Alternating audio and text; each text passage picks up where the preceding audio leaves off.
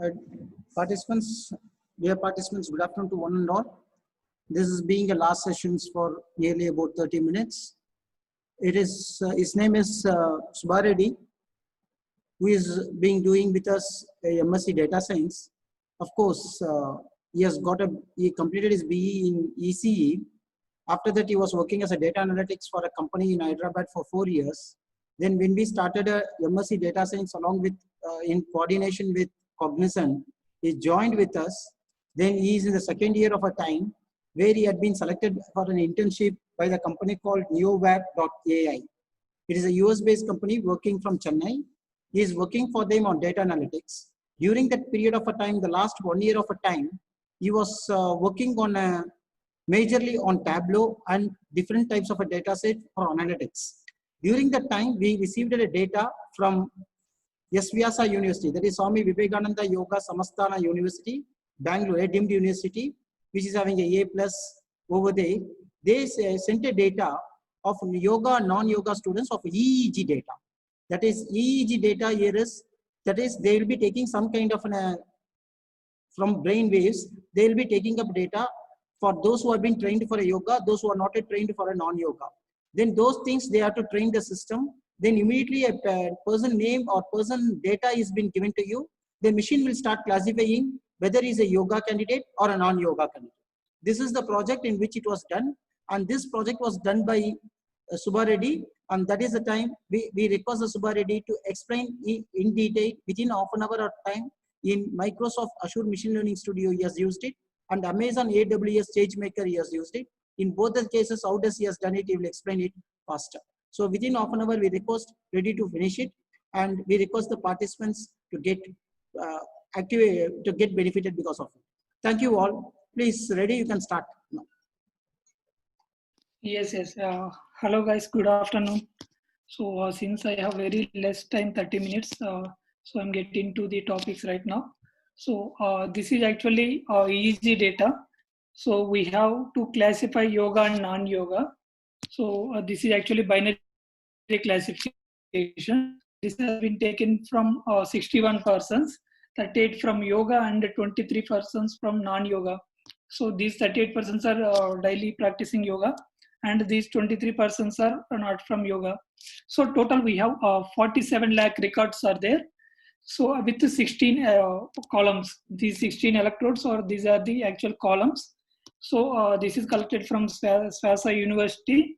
So the EEG signal is nothing but it measures the voltage changes that are caused due to the ionic movement within neurons of the brain. So some chemical reaction will happen in our brain. So there we get some electronic signals that is measures in terms of voltage. So that is actually in millivolts. So yeah, here my main task is to classify yoga and non-yoga using machine learning algorithms.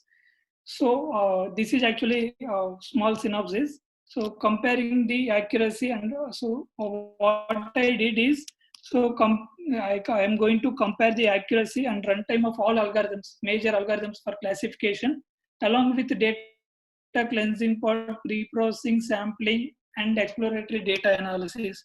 So most of the work for Jupyter Notebook I have used for most of the work. So, and even I have used it for Amazon AWS for complicated time-consuming. One algorithm is their particular algorithm. For that algorithm, I used Amazon AWS SageMaker. So, and for deployment purpose, I have used Microsoft Azure Machine Learning Studio. So, these are the whole synopsis. And regarding data, so this is actually the headset. One kind of headset will be there. So we have different positions where the data is going to get collected. These are the different points. In our case, we have 16 positions are there, 16 electrode positions are there. So the electrical change of brain is maintained by billions of neurons that are electrically charged by some kind of membrane transport proteins that pump in ions across the membranes. So some reaction will be there. From there, we get some kind of data that is actually, you can see the position, how it will be. So these are some kind of points. Yeah. So while come to classification part, so this is actually we have a binary target variable that is ones and zeros. So that is going to be the classification task. So even we have two classes only that is going to comes under binary classification.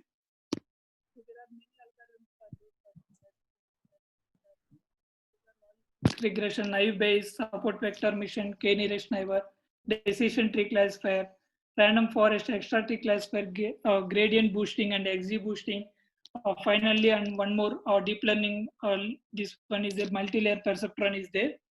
So these are the all algorithms I'm going to use for our data. So, and one more thing, dimensionality reduction also there. Two main reasons for dimensionality reduction. One is computation. It is going to reduce computational time. And one more thing is if we want to visualize our data, so that is impossible for more variables, more than 3 variables. So that's why we are getting into 2 variables. We are reducing our more 16 variables into 2-dimensional. So then we can visualize how the classification task is going to done with all algorithm. So that is one thing why I'm going to use PCA. So let's get into the data. Ready? Your voice is very low. Yeah, now it is audible, sir. Yes, yes, yes. Yeah. Now this is actual data. So we have 16 variables, and one target variable is there that is either yoga or non-yoga. So I'm getting into the Jupyter notebook. So yeah, here I have taken the data. See, we have 47,75,00611 rows are there, 17 columns are there, 16 input columns, and one target variable is there. So that is either yoga or non-yoga. So out of those 47 lakh records, we have 30 lakh records of yoga data and more than 17 lakh records of non-yoga. And here I'm going to drop the duplicates. Whenever we have some kind of data, there is no use with duplicate records. So those are replicating same thing. That's why I'm going to drop the duplicates. So after removing duplicates, I got 46,88,000 records. So yeah, here 29 lakh records from yoga and 17.5 lakh records from non-yoga. So we can see all are floating values and except target variable that is object, either yoga or non-yoga. And we can see the description of data. So you can see mean standard deviation minimum 25th percentile, 75th percentile and maximum values as well as. And there is no null values, all columns, all rows and has been filled, 0 missing values. And the value count again checking 29 lakh records and 17.5 records yoga non-yoga. So now let's get to, yeah, one more thing is there. Actually the event rate of non-yoga is 37.5%. So why we have to check this? Because some class imbalance will be there. So if we have kind of 90% data from one class and 10% data from another class means, so we are going to get class imbalance problem. So here we have 37%, almost 38% of data from non-yoga. So that is actually good for classification techniques. Yeah, and we'll get into exploratory data analysis. So this is actually box plot of each and every variable. Yes, yes, sir. There is a question. Yeah, yeah. Megala, which yes. the chat box you will be getting it. Which type of a brainwave is most correlated for classification of yoga, non-yoga? One second.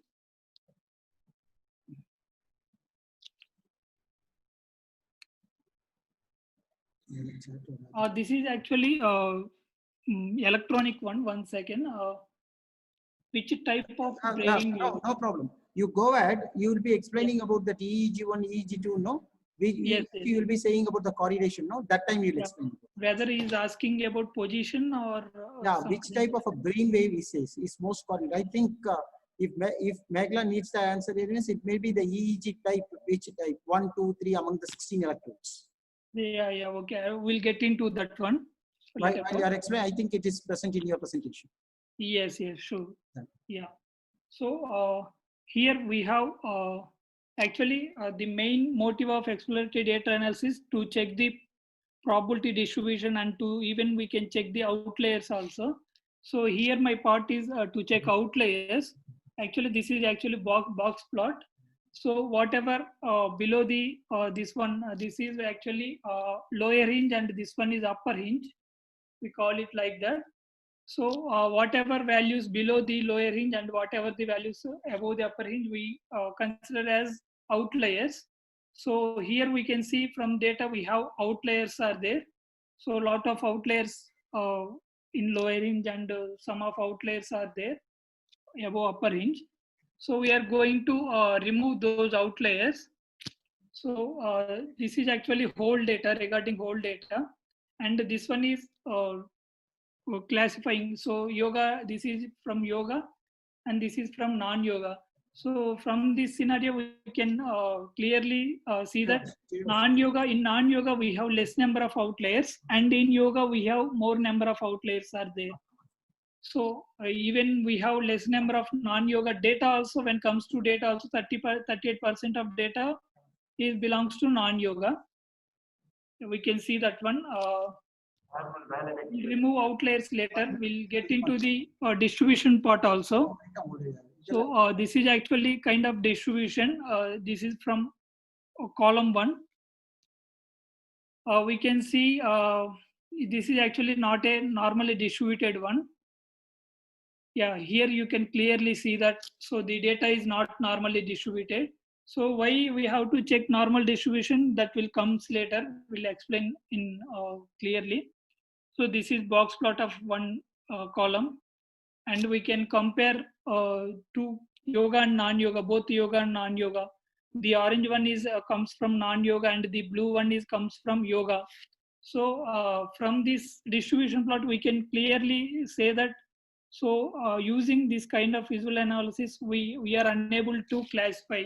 So if say like, so if the non-yoga is from 1800 to minus 1800 to minus 200, and yoga is from 200 to 600, see the distribution will be like this, then we can clearly classify. If the value is below 0, then we can say non-yoga. If the value is above 0, that is comes from yoga, we can say. But here this one is actually mixed, and we can't say like that. So, and yeah, this is almost similar to all columns. All columns are almost similar to this one. So for removing outliers, I'm going to use G-score method. This one is actually, we'll explain 2 methods. This one is 1 method. So the G-score method is nothing but it is going to consider the outliers as 3, if we have 3 standard deviations. So out of these 3 standard deviations, what are the values are there? Those are going to consider as outliers. So if we have a one kind of distribution, normal distribution, then below 3 standard, minus 3 standard deviation, and above plus 3, we are going to consider those as outliers. So after using this method, we are getting almost 45 lakh records of data. So the percentage of records removed is 2%. So almost 2% of data, we get rid of 2% of data. So this is one kind of method. And again, checking always whenever we did some kind of data cleansing part on data, we are getting some kind of this one, we have to check the non-yoga event rate. So because class imbalance problem will be there, that's why. So again, 38% of data from non-yoga. Yeah, here we can see. So after removing outliers also, we are getting some kind of these ones. So even before, you can see the x-axis is from minus 400 to 300 there, and minus 400 to 300 there. 1 second, let me show that one. Yeah, you can see here the x-axis is minus 400 to 400, and here also minus 400 to 400.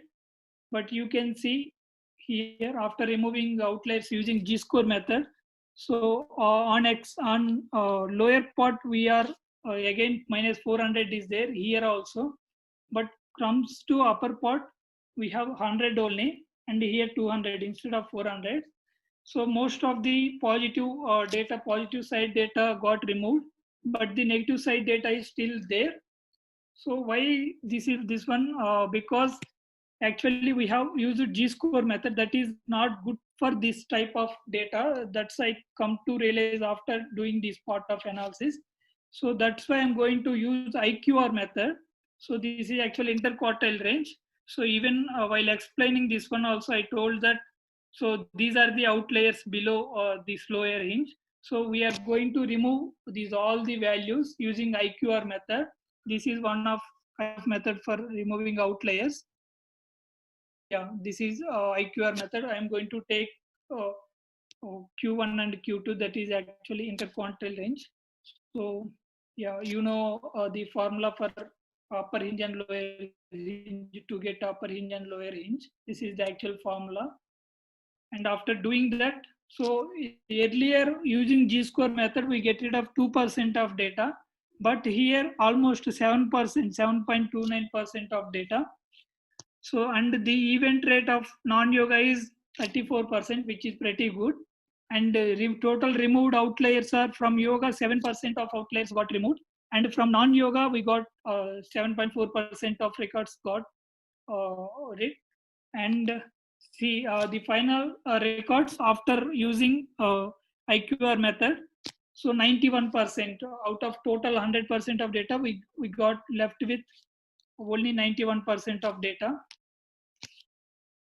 Yeah, see here you can see. So after removing outliers, anyhow we get these marks red color those because we actually get rid of scaling. So scaling reduced from minus 400 to 300 here. Even here also, see the upper hinge also 100 is there and 200 is there. So we almost removed the outliers. Yeah, then normalization. Why we have to do normalization? Two kind of things are there for normalization. One is it is going to scaling the all values into 0 and 1. So whenever we are using large data set like this, so if we do normalization, then we can get less computation time. And even for some kind of classifications are there, like support vector, distance matrix, support vector, and k nearest neighbors are there. Those for those algorithms we have to give normalized data. So I think I assumed you already heard these machine learning algorithms. So this is I'm going to doing normalization, and even for correlation also, even anyhow we have same scale for all 16 values, that is millivolts. So there is no need to do normalization for correlation, but if we do normalization, then we'll get very less computation time. So this is I'm checking this is checking correlation. So we can see here this is actually from minus 0.5 to 0.521. There is no negative correlation at all. We have only positive correlation among the input variables. You can see here this one is actually very high correlated. So from 0 to 15 we have 16 variables. So the index starts at 0. So variable 3 and like column 3 and column 11 have highly correlated, and here also 0.85% also correlation there. Yes. Next I'm going to check gain ratio. So the gain ratio is nothing but how the input variables are, the impact of input variables on the target variable. So we can see here almost more than 50%, almost 56%. All the contribution of all input variables are almost equal. So all are explaining 50% of variance regarding output. Yeah, so we can see almost all variables are carrying same amount of information. So the next task is removing the highly correlated variables. Variables have 89% correlation, 85% correlation. So even 81% correlation also there. So the main target is here. So we have to remove the highly correlated variables to build a model. So that's why I'm going to take, this is actually upper triangle matrix method. So anyhow, this is actually symmetric. The upper triangle and lower triangle both are symmetric. That's why we are going to use only upper triangle method. So whatever the values, yeah, here I'm going to, my threshold value is 80%, 0.8. What are the values more than 0.8%? They are going to remove. So after dropping more highly correlated variables, so these are the highly correlated variables. Yeah, here we got 6 columns, right? So out of 16, 11 columns are highly correlated with the other columns. So these 5 columns, the first column, second column, 7th, 8th, and 9th, these 5 columns are not highly correlated, and the remaining all columns are highly correlated with these 5 columns. So finally, we got 5 columns, 5 input variables, and 1 target variable is there anyhow. So simply trying to use machine learning algorithms here. So I'm going to split the data. Yeah, for actually we have to convert this into zeros and ones. So for that I've taken 0 for non-yoga and 1 for yoga. Yes. Yeah, you can see here I have used a decision tree algorithm. So we have logistic regression and all algorithms are there, but why decision tree means, so actually for any kind of thing, if you have any non-linearity, those kind of things, decision tree algorithm, it is going to deal very effectively.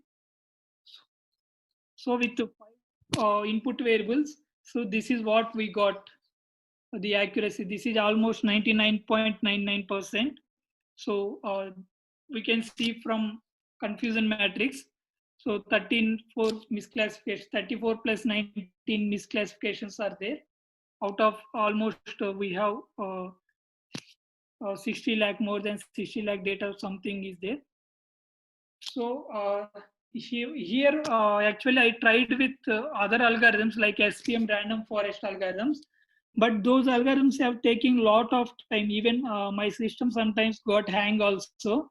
So that's why where I am going to try with less number of data. So if we take some sample from the population, then we can get less computational time.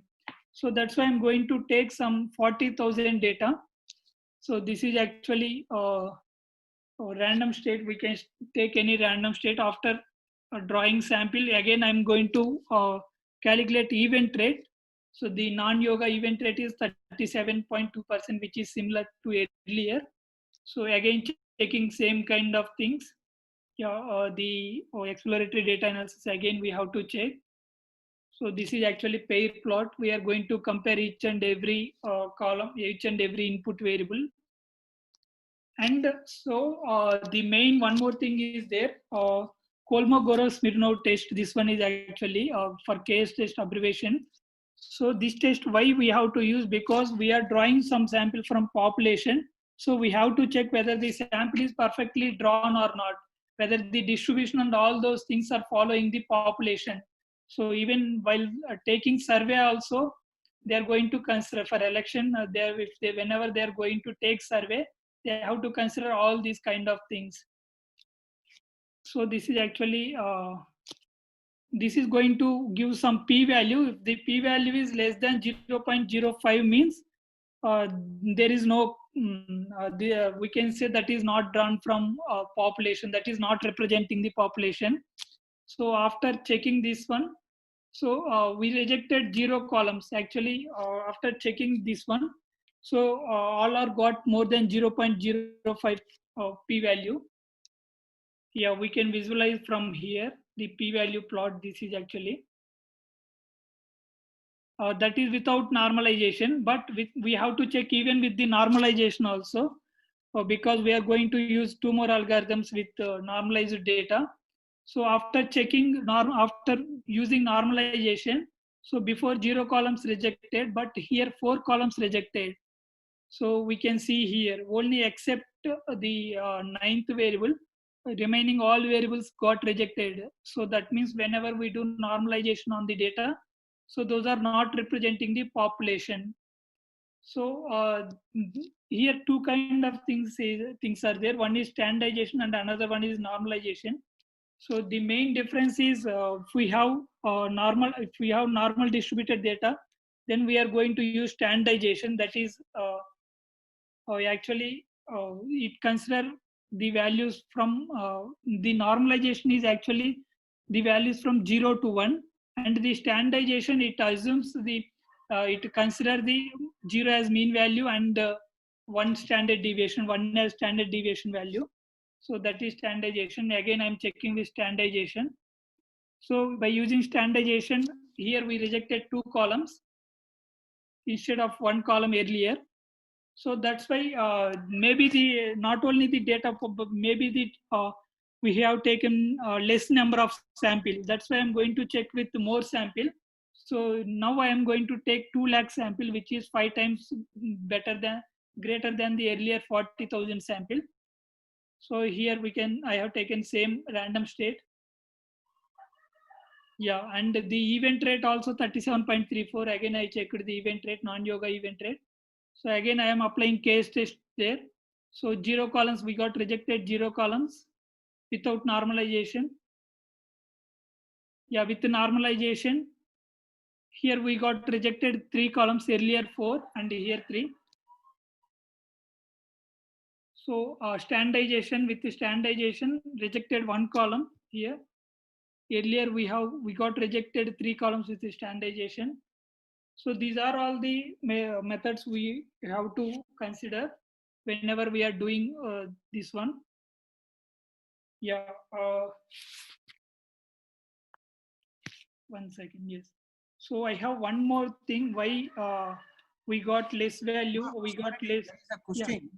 Yeah. Yes. Sir. Makla was asking which type of brainwave is most correlated for classification of yoga and non-yoga, like alpha, beta, gamma, delta. Of course. Okay. Actually, yes. Please. No, actually, did you consider? I think you are not considered. You have taken a raw data from which the formula was used for EEG compression, correct? Yes. Actually, two kind of things are there. I'm so one is about data. So about data and all those things. So this one I got from Judu sir. He's from Swasa University. He's going to take care of all those things. And my part is, as per my part, is only applying machine learning algorithms here. Yeah. So that is my part. Actually, we plan to publish this one also. So for that, I have taken only machine learning algorithm part. So he is going to take care of all those things. He has given 16 variables of data. So from there, whether the machine learning algorithms are classifying or not, whether effectively classifying or not, that is I'm going to prove here. Then another question is p-value is less than 0.05, accept or reject? Yeah, that is actually reject. If the p-value is greater than 0.05, we can say that the data is drawn from, the sample is perfectly drawn from population. So p-value is less than 0.05 means reject, and greater than 0.05 means we fail to reject. We can't say accept, but we fail to reject. So yeah, so the main thing is why we get less rejected columns because of standardization instead of normalization means. So if we see, 1 second. Yeah. Yeah, if we see the description here, data description, so the almost minimum values are minimum values are almost equal for all data, all attributes, but the maximum values here you can see those are varying, the maximum values. In normalization, the main thing is that is actually min max scalar, so that is going to divide the data by maximum minus minimum.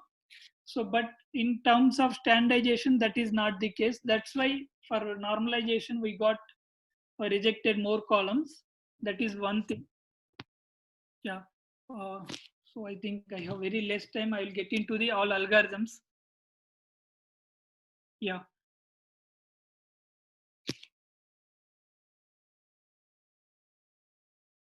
So Maybe one or two algorithms explain it with that percentage accuracy part. You say that, and you can yeah. say the Yeah, accuracy part of yeah. yoga, non-yoga. Yes. That's better, I feel it, so that it Yeah, will sure. Sure, sir. for them and the accuracy part of it. That's better. Yeah. So we have used 10 algorithms, right? And even use it time also, time computation time also. So I'll get into those parts. Yeah, PCI. You can see from 5 variables, we get into the 2 variables by using PCA. So you can see this is actually non-linear. We can't classify with a linear line. So this is actually non-linear problem.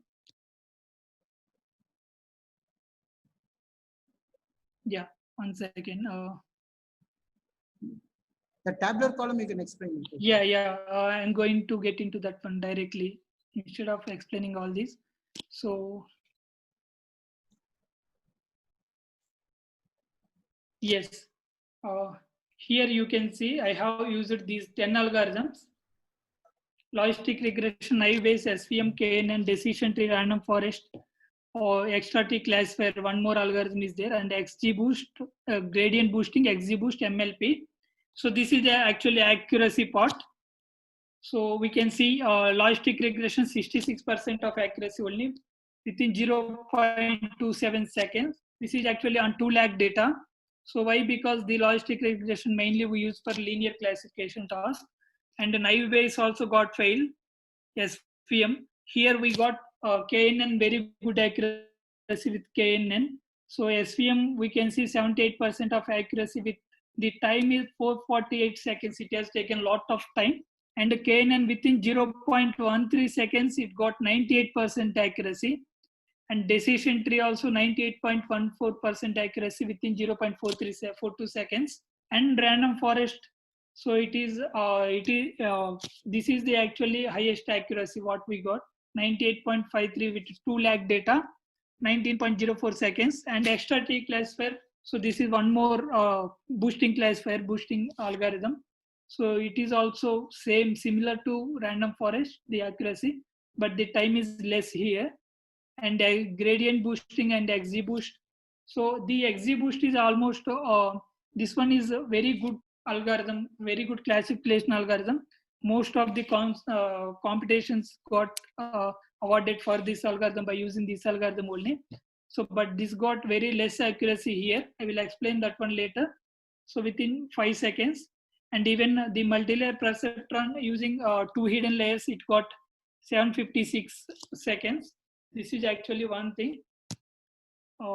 Actually, I clearly taken notes also. I'm going to share this one. So if Sridhar sir allows me, so you can get into each and every, I explained even why each and every algorithm got failed. Yeah, this is one kind of thing. We can see plots also here. So this is actually logistic regression. The yellow dots and the purple dots are both data non-yoga, yoga, non-yoga. So you can see it is actually linear classifier. That's why it got failed. We have non-linear data. And the naive Bayes, you can see naive Bayes also, it also got failed. And SVM, so we got a good accuracy. So you can see the how it is classifying the both classes. Yeah, here KNN is there. And again, decision tree. This is for random forest and extra tree classifier. So this is actually how the algorithm getting classified. So gradient boosting, and finally MLP. Yeah, one more thing is there. Actually, I use it with very less parametric tuning. So even we can use more, if we tune the parameters, then we'll get more accuracy also. So, but I tried with grid search. It is going to take, if we say SPM, we have 3 parameters, mainly 3 parameters are there, C, gamma and kernel. If we use combination of all values, then we'll get more accuracy, but it has taken a lot of time. For each, we have total 20 into 4 total 8 iterations are there. For each iteration, it is taking 6 minutes of time. So even my system failed to achieve that one. Yeah, and the C and gamma values, information about C and gamma values here. This is one thing, but from the table, what I got, so how the XGBoost classifier, yeah, XGBoost, we have only 78%, how we failed in this case. So for XGBoost, we have, there are a lot of hyperparameters are there, but we tuned very less only because of computational issue. So that's why I get into AWS. Amazon Web Services is there. So we'll take one any computation, this one, then we'll run our code there. So that's why I have taken AWS. So in AWS, the main part, so I'm going to consider XGBoost only. Yeah, yes. So here you can see, here I got almost 94.8% of accuracy here. So while tuning hyperparameters, so it is almost very high than 78% earlier. So if we tune more hyperparameters, then we may get very good accuracy with the XGBoost. That is one thing. And one more thing is for deployment purpose, I have, one second, I have used Azure Machine Learning Studio. So I actually here I have taken total 16 columns. Using those 16 columns, if we give this main purpose of the deployment is, so the end user who is going to use this algorithm, he is not a technical guy. He can't insert the values in model and he can't check that.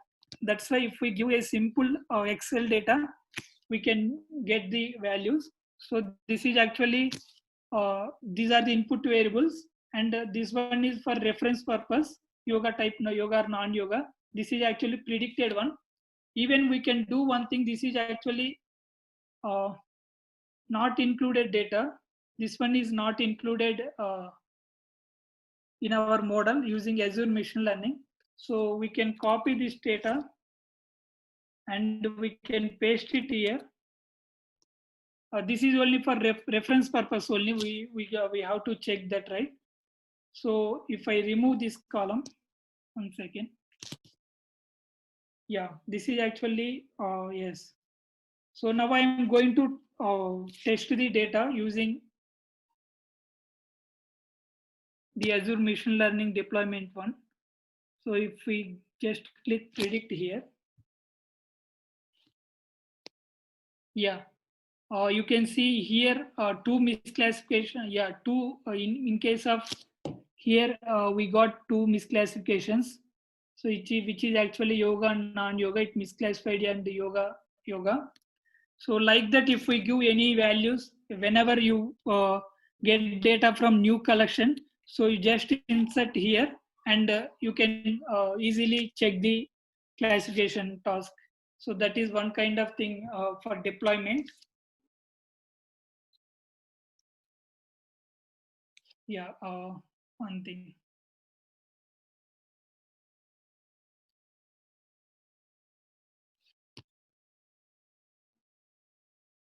I forgot, yeah, this is actually hyperparameters here.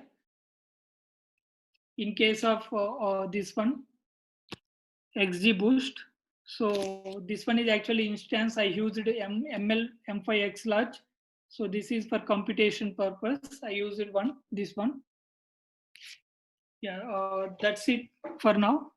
So if you have any queries, you can ask me now.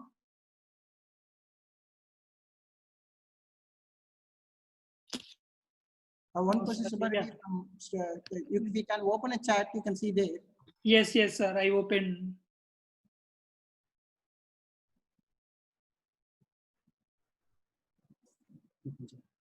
Okay, like alpha beta, so that is not relevant to me actually. Okay, yeah, p-value less than 0.05 means, yeah, p-value 0.05 means reject. So if it is greater than 0.05, fail to reject. Yeah, or do you have any idea about EEG band? So Yeah, actually, even physically, I haven't seen that one, but so actually, I used to go to their Swasa University because of this COVID situations. I'm unable to go to there. How you calculate time? Please show in code. Oh, yeah, okay, yeah. 1 second for this question. How we calculate time, right?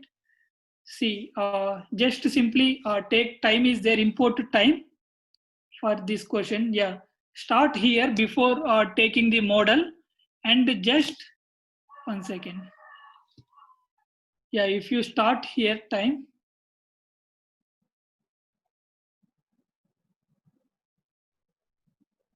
the time MLP processing time minus start. So if you after training the model, you will get some time. So that is going to subtracted with the start time. So then you will get the actual this one. So you can take a screenshot of this one. You can use with your model. So using percentage time function. Okay. MLP, is it useful? Yes, yes. Regarding, so in many cases we hear that deep learning models are very good. Uh, yeah, here even deep learning is very good, but here I have taken very less parameters, hyperparameters. See, you can see I have taken ADOM optimizer. See the alpha value, the learning rate is 0.005 here, and the hidden layer size is 150, 50. So this is maximum iteration is 400. So if you tune these values, you may get very good accuracy. So, but the computation time, here the main thing is computational time. So even with these less parameters, we got 756 seconds. So if you tune more parameters, you'll get very high, because in most of cases now we are going to use cloud. So whenever we are using cloud, that is very expensive, right? So if we take more time, then we have to pay more money to the vendors. So that is one case here. Anyhow, our model is perfectly classifying with the less accuracy with the traditional machine learning algorithms. Am I answered your question? I hope that. Any other questions? I actually here I explained very clearly each and every, these notes are there why, yeah, why each and every algorithm failing. So you can get into this one. I will post this one. Is there any questions? You can use chat box.